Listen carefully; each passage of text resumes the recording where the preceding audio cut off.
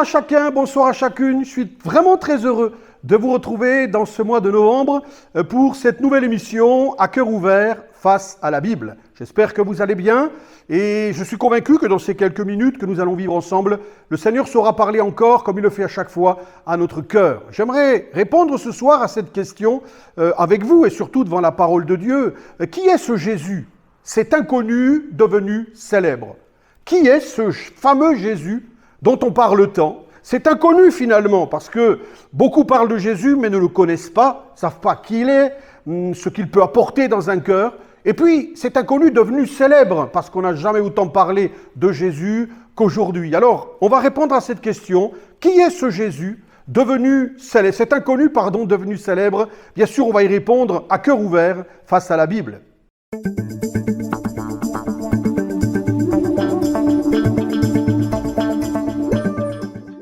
Qui est ce Jésus, cet inconnu devenu célèbre? Voilà la question à laquelle on va essayer de répondre ce soir. Qui est ce fameux Jésus? C'est inconnu parce que je l'ai dit tout à l'heure. On parle beaucoup de Jésus, mais finalement, peu de monde le connaissent réellement. Et puis devenu célèbre parce que, on ne fait que parler de Jésus-Christ. On a voulu qu'il ne parle plus, on a essayé de le faire taire, mais plus que jamais, Jésus parle, s'adresse à l'homme aujourd'hui pour lui faire du bien. Alors, qui est ce Jésus, cet inconnu devenu célèbre? Pour cela, j'aimerais lire dans la Bible, toujours dans la parole de Dieu, et dans l'Évangile selon Marc, au chapitre 8 et à partir du verset 27. Que cette parole puisse pénétrer ce soir à votre cœur. Marc, chapitre 8 et à partir du verset 27. Il est écrit... Marc chapitre 8, verset 27, « Jésus s'en alla avec ses disciples dans les villages de Césarée, de Philippe, et il leur fit en chemin cette question. « Qui dit-on que je suis ?» Ils répondirent, « Jean-Baptiste, les autres, Élie, les autres, l'un des prophètes. Et vous, leur demanda-t-il, « Qui dites-vous que je suis ?» Pierre lui répondit, « Tu es le Christ. » Jésus lui recommanda sévèrement de ne dire cela de lui à personne. Amen. Qui dit-on que je suis? On trouve la question que l'on s'est posée tout à l'heure. Qui est ce Jésus? Ce Jésus dont on parle tant. Ce Jésus acclamé par les uns. Ce Jésus, malheureusement, et je le dis malheureusement, rejeté par les autres. Ce Jésus aimé, adoré par les uns et méprisé par d'autres. Qui est ce Jésus qui a marqué notre humanité, qui marque notre monde? Qui est ce Jésus?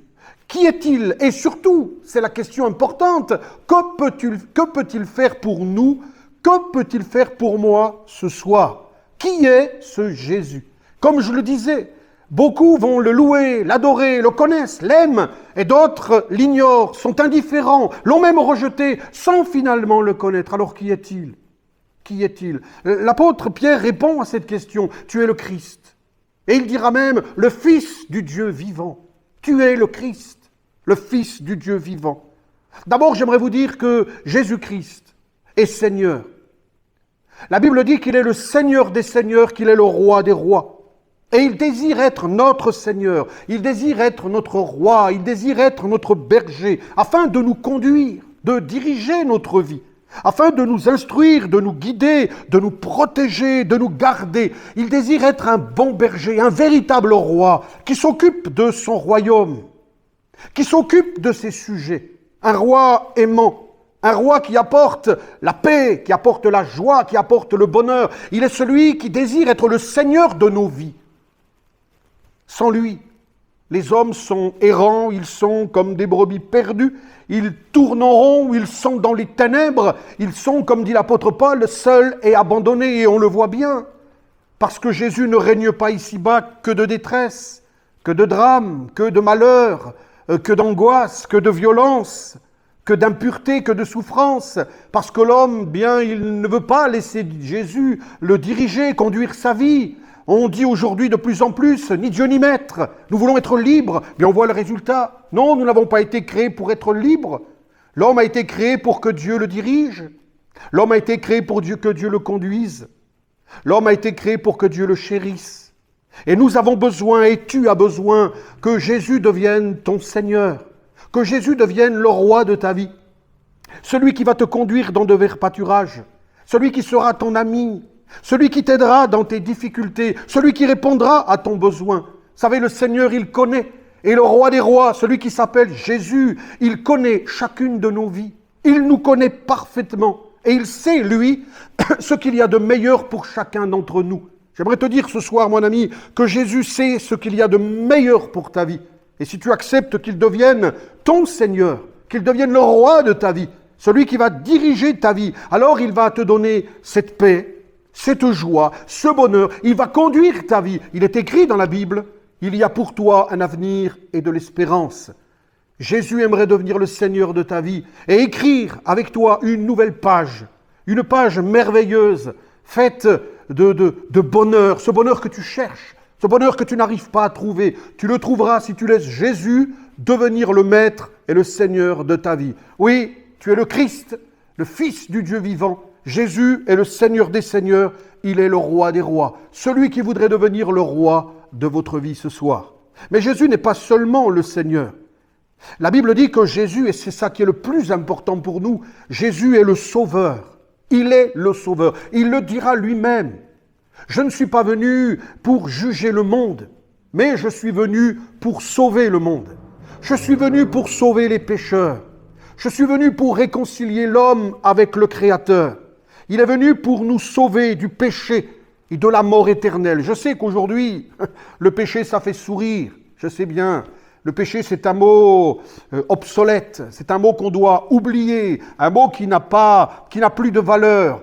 Malheureusement, on transforme le mot péché pour ne pas choquer les gens, pour ne pas les perturber. Mais je voudrais vous dire, je voudrais être honnête devant vous, que si l'homme est dans la misère, si l'homme est dans le chaos, s'il y a tant de malheur et de détresse, c'est parce que nous sommes des pécheurs.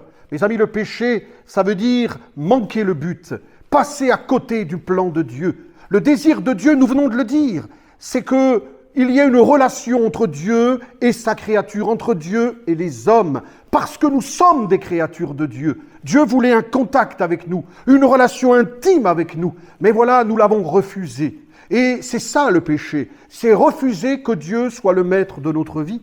C'est refuser que Jésus règne sur notre cœur. Nous l'avons refusé. Nous avons rejeté Dieu. On le voit bien aujourd'hui. Les hommes ne veulent plus entendre parler de Dieu. Ils ne veulent plus entendre parler de Bible. Ils ne veulent plus entendre parler d'Évangile. Ils ne veulent plus entendre parler de religion. Ni Dieu, ni Maître. Ils veulent vivre, un point c'est tout. Eh bien, on voit le résultat, je le disais tout à l'heure, que de détresse, que de drame.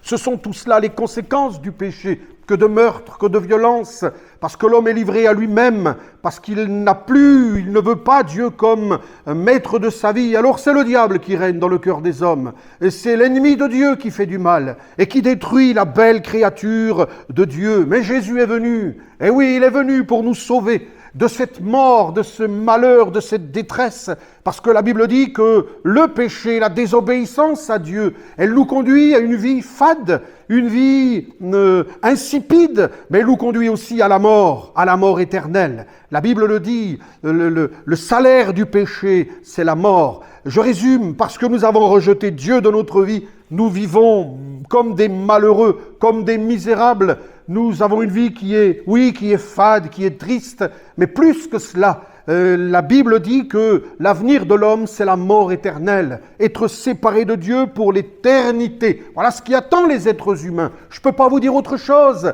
C'est ça aussi l'Évangile, c'est de savoir dans quelle situation nous nous trouvons. Mais mes amis qui m'écoutez ce soir, je prends tout mon temps pour vous dire que Dieu vous aime, que Dieu t'aime. La Bible dit que Dieu a tant aimé le monde qu'il a donné son Fils, afin que ceux qui croient en lui ne meurent point, mais qu'ils aient la vie éternelle. Et Jésus est venu pour nous sauver. Il est venu pour effacer notre condamnation. Il est venu pour nous réconcilier avec Dieu. Pas seulement être le Seigneur de nos vies, mais en être le Sauveur. Celui qui va effacer nos fautes. Nous sommes condamnés, nous sommes condamnables. Le péché est sur nous, il est en nous. Et lorsque nous nous retrouverons devant Dieu, c'est la mort éternelle qui nous attend. Mais voilà, Jésus est venu.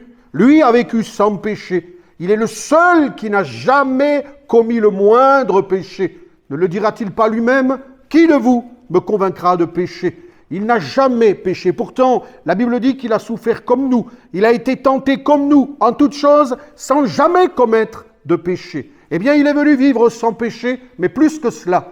Il a accepté de prendre vos péchés, de les porter sur lui à votre place. Et c'est pour ça qu'il est mort sur la croix. C'est pour cela que Jésus a donné sa vie sur la croix, pour pardonner nos péchés, afin de nous purifier, et que nous puissions être propres, nets, le jour où nous nous retrouverons devant le Créateur. Oui, il est venu pour prendre sur lui nos péchés. Et ce soir, j'aimerais vous dire, qui que vous soyez, quel que soit votre passé, Jésus pardonne. Jésus sauve. Le sang de Jésus, dit la Bible, nous purifie de tout péché. Alléluia. Oh, le salut ne vient pas des bonnes œuvres. Le salut ne vient pas d'une religion, quelle qu'elle soit. Le salut ne vient même pas de la religion évangélique ou d'une église évangélique quelconque. Non, le salut ne vient même pas de mes sacrifices ou de quelques renoncements que je vais faire pour plaire à Dieu. La Bible dit que le salut vient de Jésus-Christ. Il suffit de l'accepter dans mon cœur, il suffit de lui demander pardon pour mes péchés et de croire ce soir que le sang de Jésus te purifie de tous tes péchés. Même les péchés passés, les plus terribles, les plus lourds, le sang de Jésus efface tous les péchés. Un homme dans la Bible qui allait mourir, se suicider, il avait une vie fade et triste, pris dans sa conscience. Il prend une épée pour se suicider. Il y a là 2 hommes de Dieu qui lui diront « Arrête, ne te fais pas de mal, nous sommes là. » Et cet homme va lâcher son épée et s'écrier « Que faut-il que je fasse pour être sauvé ?» Et dans ce cri de détresse, on entend ces mots, même si ce n'est pas écrit « Que faut-il que je fasse pour être heureux ?» Que faut-il que je fasse pour que ma vie change? Et ces hommes de Dieu vont répondre « Crois au Seigneur Jésus. Et tu seras sauvé, toi et ta famille. » J'aimerais te dire la même chose ce soir. Crois au Seigneur Jésus et tu seras sauvé. Accepte que Jésus devienne ton sauveur. Accepte qu'il devienne ton libérateur. Accepte qu'il devienne ton Seigneur et tu auras une vie heureuse. C'est bon d'être libéré du péché parce que nous savons, puisque nous sommes pardonnés, qu'un jour, nos yeux verront Jésus. Je le crois, Jésus est mort, mais il est ressuscité, il est retourné dans la gloire, et la Bible dit qu'il viendra chercher ceux qui l'auront accepté comme sauveur et comme Seigneur. Voilà qui est Jésus. Jésus est le Seigneur des seigneurs, le roi des rois, celui qui voudrait régner sur ta vie, pour faire de ta vie une vie belle, qui vaut le coup d'être vécue. Mais surtout, et pour en arriver là, il faut que Jésus devienne ton sauveur. Celui qui va venir par son sang effacer tes péchés, te réconcilier avec le Créateur, te purifier dans ton être intérieur et te donner une vie nouvelle. Qui est Jésus? Jésus est Seigneur, Jésus est Sauveur. Je pourrais m'arrêter là, mais je voudrais aussi vous dire ce soir que Jésus est délivrance. Jésus est délivrance. Il est celui qui veut nous délivrer de toutes ces choses qui nous tiennent prisonniers, de toutes ces chaînes, de toutes ces passions, de tous ces vices qui peut-être t'empêchent d'être heureux. Combien d'hommes et de femmes pourraient être réellement heureux et le disent, je serais vraiment heureux si il n'y avait pas cela dans ma vie. Mais il y a l'alcool, mais il y a la pornographie, mais il y a la drogue, mais il y a le tabac, mais il y a la violence, mais il y a la jalousie, et il y a tellement de choses qui sont dans notre vie comme de véritables chaînes qui nous empêchent d'être heureux, qui nous empêchent de vivre épanouis, et plus que cela, qui font du mal aussi à ceux qui nous entourent, qui font du mal au mari, à l'épouse, aux enfants. Et on dit, j'aimerais tellement m'en sortir, j'aimerais tellement, on cherche du secours, on n'arrive pas à le trouver. Permettez-moi de vous dire ce soir que Jésus est Seigneur, que Jésus est Sauveur, mais que Jésus est délivrance. Gloire à Dieu. Il est celui qui veut vous délivrer ce soir. Voyez, je l'ai dit tout à l'heure, celui qui règne sur les hommes aujourd'hui, c'est le diable, c'est l'ennemi de Dieu. Nous lui avons donné la liberté d'agir, nous lui avons donné la place de maître dans notre vie parce que nous avons rejeté Dieu. C'est lui qui règne sur notre vie et c'est lui qui nous pousse à toutes sortes de choses qui ne sont pas belles, qui sont impures et qui vont nous enfermer dans des prisons, qui vont être comme des chaînes dans notre vie et nous sommes malheureux, on n'arrive pas à s'en sortir, on aimerait tellement, mais on est lié par ces choses. Certains sont même liés par un passé douloureux, difficile. Comment s'en sortir? Comment trouver la délivrance? Oh, si vous êtes enchaînés ce soir, si vous êtes liés ce soir, j'aimerais que vous puissiez goûter à la délivrance et vous dire de tout mon cœur, Jésus délivre. Quel que soit le problème qui est le vôtre, quelle que soit la chaîne, Jésus délivre. On a dans nos églises des jeunes hommes, des jeunes filles, des hommes, des femmes qui étaient tenus, enchaînés par la drogue. Jésus est venu pour les rendre libres. Ils étaient tenus par l'alcool, par la violence. Jésus est venu pour les rendre libres. Il est celui qui brise les chaînes. Il est celui qui brise les liens. Gloire à Dieu. Il est celui qui voudrait vous libérer ce soir. Oh, combien d'exemples dans la Bible d'hommes et de femmes qui étaient liés par des chaînes et des passions. Mais Jésus est venu et il leur a donné la délivrance. Oui, Jésus est délivrance. Et toi qui es tenu par une passion ce soir, toi qui es malheureux dans ton cœur, toi qui cherches à te sortir de cette situation, si tu cries de tout ton cœur, si tu mets ta foi dans le nom de Jésus, il est celui qui ce soir va te délivrer. Gloire à Dieu. Je le crois et je le proclame. Jésus est délivrance. Jésus est délivrance. Et puis, j'aimerais terminer en vous disant que si Jésus est Seigneur, si Jésus est Sauveur, si Jésus est délivrance, et croyez-moi, je le dis avec le sourire, parce que je sais ce qu'il a fait dans ma vie, il m'a sauvé, il est devenu mon maître et mon Seigneur, mais il m'a délivré de passion, il m'a délivré de vices, il m'a délivré d'une vie insipide et triste, il a ouvert la prison dans laquelle je me trouvais, et je peux vous dire que chaque chrétien à ma place dirait la même chose. Vivre avec Jésus, c'est vraiment vivre. D'ailleurs, la Bible dit, si le Fils vous a franchi, vous serez réellement libre. Gloire au Seigneur. Et puis j'aimerais dire que Jésus est guérison. Jésus est guérison. Jésus est celui qui guérit. Nous sommes dans un monde où il y a de plus en plus de maladies. On entend parler de plus en plus de cancers. Il n'y a pas une semaine où quelqu'un ne m'appelle pas pour me dire, s'il vous plaît, priez pour un tel, pour un autre, parce que on vient d'apprendre qu'il est atteint d'un cancer. Combien aujourd'hui d'hommes et de femmes souffrent dans leur corps? Combien sont touchés par des infirmités à cause de la maladie, vivent dans la peine et vivent dans la peur, dans l'angoisse. Mais j'aimerais vous dire que Jésus est venu pour guérir. Il est venu pour guérir les malades. Lisez les évangiles et vous verrez que Jésus a guéri les malades. Oh, si tu crois de tout ton cœur, ce soir Jésus est capable de te délivrer. La Bible dit, c'est dans ces meurtrissures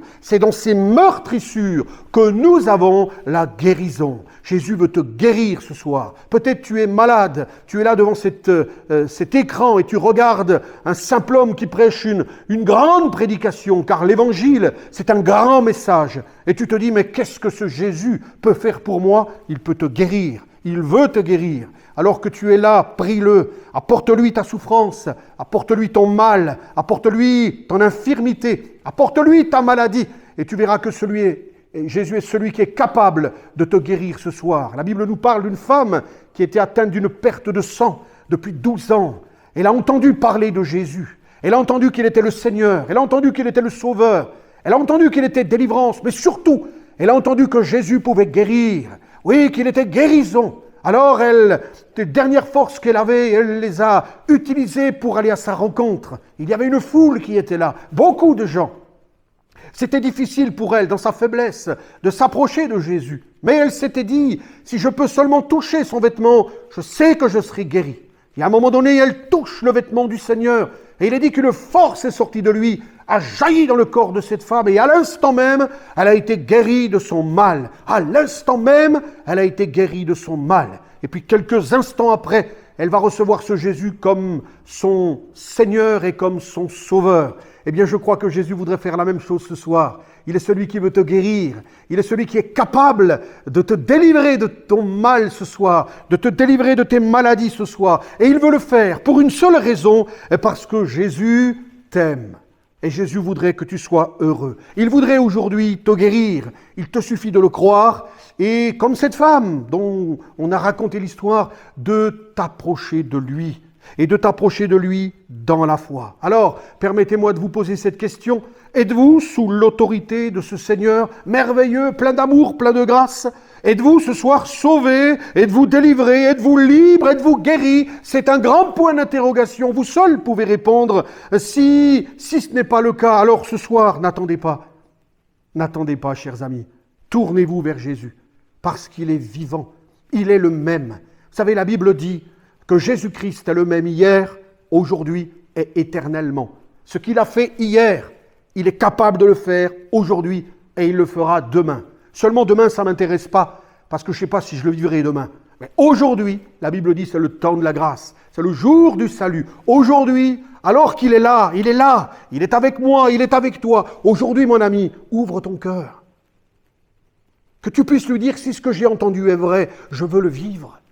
Je ne veux plus vivre une vie fade, maussade, insipide, difficile, où je ne sais même pas où je vais. Non, je ne veux plus vivre cette vie-là. Je voudrais une vie heureuse. Une vie faite de paix, de joie, de bonheur. Alors il faut que ce Jésus devienne ton Seigneur. Je ne veux pas aller en enfer, je ne veux pas mourir dans mes péchés. Je veux vraiment un jour aller dans le ciel parce que je crois que le ciel existe. Alors il faut que tu le reçois ce soir comme ton sauveur, que Jésus devienne le sauveur de ta vie, que tu puisses lui demander pardon pour tes péchés, faire la paix avec Dieu par Jésus-Christ. Et n'oublie pas que le sang de Jésus te purifie de tout péché. Tu retrouveras le contact avec ton Créateur, tu retrouveras la paix, la joie de Dieu et l'espérance, l'assurance de la vie éternelle. Ce soir, peut-être tu es tenu par une chaîne, une passion, alors approche-toi de ce Dieu qui est délivrance. Demande-lui de t'aider dans cette difficulté. Il est celui qui fait tomber les chaînes. Et puis si tu es malade, crois-le encore. Mon ami, crois-le encore. Alors que peut-être les médecins ne peuvent plus rien, alors que les médicaments ont de moins en moins d'effet dans ta santé, crois-le encore. Jésus est guérison. Approche-toi de lui par la foi. Demande-lui pardon pour tes péchés. Ouvre-lui ton cœur. Reçois-le comme ton sauveur. Reçois-le comme ton Seigneur. Laisse-le diriger ta vie. Laisse-le transformer ton être. Laisse-le te relever. Laisse-le te fortifier. Et tu verras combien c'est beau de vivre avec Jésus. Il est dit dans le livre de l'Apocalypse, le dernier livre de la Bible, « Voici, je me tiens à la porte et je frappe. Si quelqu'un entend et ouvre, j'entrerai chez lui, je souperai avec lui. En fait, je changerai sa vie. Je ferai de sa vie une vie nouvelle, une vie merveilleuse et surtout une vie éternelle. » Je l'ai dit, il est le même. Il est mort sur la croix, c'est vrai, mais il est ressuscité. Il est vivant. Il est au milieu de nous ce soir. Il te suffit de venir à lui et que Jésus devienne le roi de ta vie, le Seigneur, le Sauveur, qu'il te transforme et tu auras une vie heureuse. Pour cela, il te suffit de lui demander pardon, de te repentir de tes péchés et de décider de vivre avec lui par la foi. Mets ta foi dans le nom de Jésus. Mon ami, c'est un appel qui vient du cœur. L'apôtre Paul dira, et je voudrais utiliser ces paroles, nous vous en supplions, au nom de Christ, soyez réconciliés avec Dieu. La question que Jésus posait à ses disciples, qui dit-on que je suis? Certains diront, tu es Jean-Baptiste, un prophète, tu es Élie. Mais Pierre a donné la bonne réponse, tu es le Christ, le Fils du Dieu vivant. Je vais vous dire que Jésus est le Fils de Dieu. Vous pouvez le refuser ce soir, c'est votre droit, vous pouvez l'accepter. Qui est ce Jésus? Cet inconnu devenu célèbre, je ne le connaissais pas, il était inconnu pour moi. Je ne connaissais que le nom, je ne connaissais pas réellement. Je l'ai découvert au travers de l'Évangile. Je l'ai découvert en venant à l'église. J'ai découvert qui était Jésus. Et j'ai compris pourquoi il était si célèbre. Oh, pas la célébrité, pas la même célébrité que les hommes dans le monde. Celle qui élève, celle qui est pleine d'orgueil. Non, on laisse ça à d'autres. Et il est célèbre par les prodiges et les miracles qu'il accomplissait sur la terre. Célèbre par les paroles de grâce qui sortaient de sa bouche. Célèbre par l'œuvre qu'il a accomplie. Il est mort à ta place, à ma place. Il est ressuscité, il est retourné dans la gloire, il est assis à la droite du trône de Dieu. Et aujourd'hui, il t'appelle mon ami, et il te dit, mon fils, ma fille, donne-moi ton cœur. Alors il ne sera plus un inconnu, mais il sera ton Seigneur, ton roi, ton berger. Je peux te garantir, t'assurer, vous assurer, chers amis, que vous aurez une vie heureuse. Ah, Jésus est celui qui transforme les cœurs.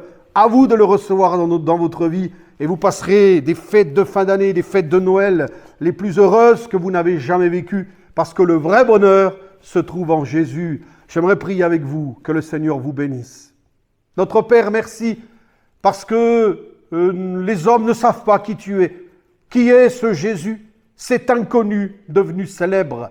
Nous savons, Seigneur, que tu es le roi des rois, le berger des brebis, le Seigneur des seigneurs. celui qui apporte le vrai bonheur. Tu es le sauveur du monde, celui qui est venu pardonner nos péchés, qui est venu mourir à notre place, qui nous a réconciliés avec Dieu par son sang qui nous libère, ô Seigneur, de la condamnation qui est là et qui nous offre la vie éternelle. Mais tu es aussi délivrance, celui qui délivre des chaînes, des vices, des passions. Tu l'as fait pour des millions d'individus et tu veux encore le faire ce soir pour cet ami qui est tenu dans ses problèmes. Tu es aussi guérison, gloire à Dieu, l'Éternel est celui qui guérit. Et tu veux guérir encore des corps ce soir. Que ces paroles, que ton esprit puisse créer la foi dans les cœurs et que ces amis puissent être maintenant touchés par ta grâce. C'est là ma prière. Dans le nom de ton Fils Jésus, merci notre Père. Amen. Amen. Que le Seigneur vous bénisse abondamment. Alléluia. Voilà, chers amis, je prie de tout mon cœur afin que Jésus ne soit plus cet inconnu dans votre vie, mais qu'au travers de ce que vous avez pu entendre, ce que vous pouvez aussi lire dans la Bible, puissiez le découvrir comme Fils de Dieu, puissiez réaliser comme l'a réalisé l'apôtre Pierre, tu es le Christ, tu es l'envoyé de Dieu, tu es le sauveur du monde. Et que vous puissiez dire, il est mon sauveur, il est mon Seigneur, il est ma délivrance, il est ma guérison. C'est la joie des chrétiens, c'est la joie de tout homme, toute femme, tout jeune homme, toute jeune fille, toute famille, tout couple qui l'ont reçu par la foi dans leur cœur.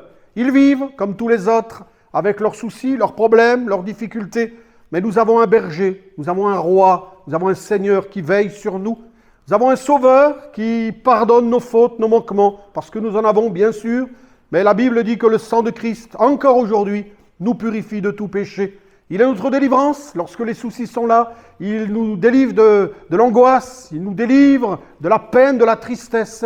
Il met la paix dans notre cœur, il met la joie dans notre âme. Et puis il est notre guérison. Nous croyons en la médecine, et je bénis Dieu pour la médecine d'aujourd'hui. Mais je sais que quand la médecine ne peut rien, elle ne peut plus rien, il y a encore un Dieu qui peut agir, qui peut intervenir. Jésus est celui qui guérit.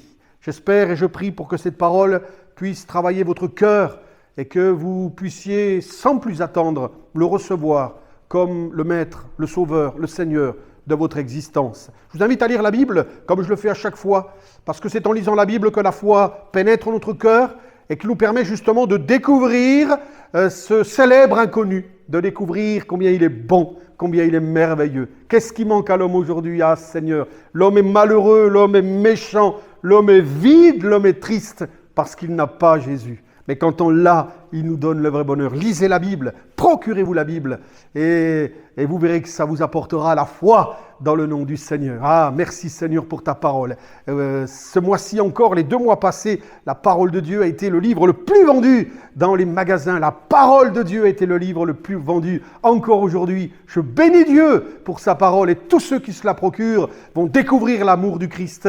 Dans chaque page, il est parlé de l'amour de Dieu. Soyez bénis, nous vous invitons également, comme chaque fois nous aimons le dire, à venir nous rejoindre dans nos réunions, dans nos rencontres, tous les dimanches matins à 9h30, tous les dimanches après-midi à 15h30, tous les mardis soirs à 19h et le vendredi soir à 18h30. Tous les 15 jours le samedi, nous avons une réunion pour la jeunesse à 18h. C'est au 77 boulevard de Pont-de-Vivo, dans le 10e arrondissement de Marseille. Assemblée de Dieu, Marseille-Est, 77 boulevard de Pont-de-Vivo. Vous êtes les bienvenus, vous recevrez vraiment un accueil fraternel et puis surtout, vous vous ferez du bien en écoutant la parole de Dieu. Vous pouvez nous retrouver sur notre site www.éclat-de-vie.fr, éclatdevie.fr, vous avez toutes les infos concernant notre Église. Et puis, vous pouvez nous retrouver sur Facebook, mais aussi maintenant sur Instagram. Vous tapez le Rocher Solide, que ce soit Facebook ou Instagram. Eh bien, vous aurez chaque jour un verset de la Bible illustré. Alors, c'est pas le même entre Facebook et Instagram. C'est des versets différents, des édifications différentes, mais toujours une petite parole pour édifier, pour fortifier, qui nous poursuit, qui nous encourage tout au long de la journée. Que ce soit Facebook, que ce soit Instagram, vous tapez est le rocher solide. Voilà, mais venez nous rencontrer au 77 boulevard de Ponte-Vivo, dans le 10e arrondissement de Marseille. On pourra répondre à toutes vos questions, pour aussi prier pour vous si vous avez quelques soucis, quelques problèmes. Il me reste à vous souhaiter une bonne soirée. Bien sûr, on se retrouvera le mois prochain, au mois de décembre, pour une nouvelle émission à cœur ouvert, face à la Bible. Et le mois de décembre, pour nous chrétiens, c'est un mois important parce qu'il nous rappelle, même si la date n'est pas la bonne, mais il nous rappelle, ce mois-là, la venue sur cette terre, justement, du Seigneur, du Sauveur, de celui qui est délivrance, de celui qui est guérison, la venue au monde de Jésus-Christ, le Fils de Dieu. Alléluia. Alors ce soir, je termine en vous posant à vous aussi une question. Qui dites-vous qu'est Jésus? Qu'est-ce qu'il est pour vous? Que vous puissiez l'accepter comme votre Sauveur. Que Dieu vous bénisse. Bonne soirée. À bientôt dans la présence de Dieu. Nous voulons voir Jésus, car on nous a dit que des millions d'hommes vivent grâce à lui, et que même des morts reviennent à la vie. On entend des chants, des danses, des échos de l'espérance. Nous voulons voir Jésus.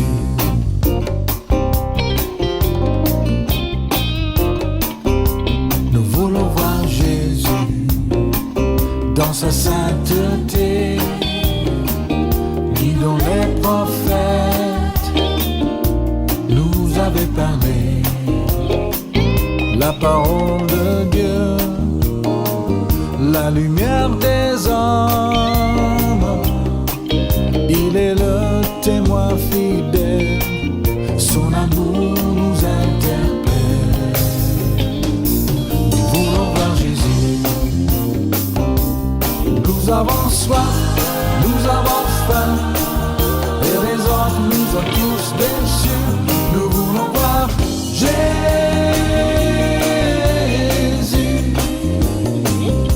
Nous voulons voir Jésus.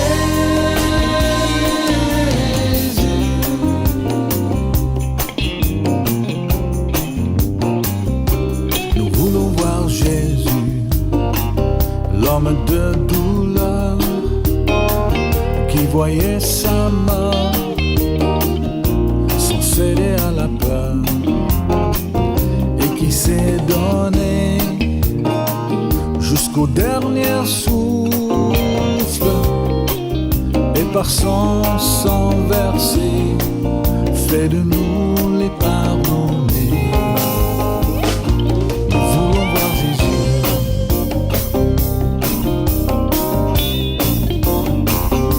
Nous voulons voir Jésus, celui qu'on appelle Prince de la paix, le Père éternel. Il est l'admirable, il est en son règne, car il est le souverain, sa justice sera sans fin. Nous voulons voir Jésus, nous avons soif, nous avons faim, et les autres nous ont tous déçus. Nous voulons voir Jésus.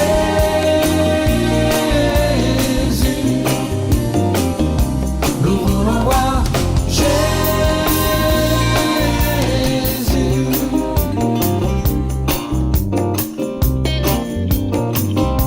Nous voulons voir Jésus, car il nous rappelle que son sacrifice n'est pas virtuel, mais il vit toujours, réel et tangible, et l'espace autour de lui résonne de l'infini. Nous voulons voir Jésus, nous avons soif, nous avons faim, et les autres nous ont tous déçus. Nous voulons voir Jésus.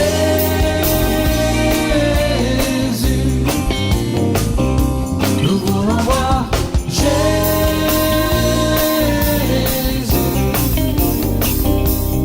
Nous avons soif, nous avons faim.